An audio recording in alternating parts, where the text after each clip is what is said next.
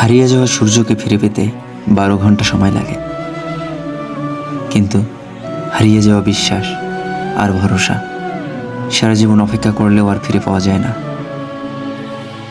তাই যে আপনাকে বিশ্বাস করে তার সাথে কখনো কোনো কারণে বিশ্বাসঘাতকতা করবেন না। হরে কৃষ্ণ।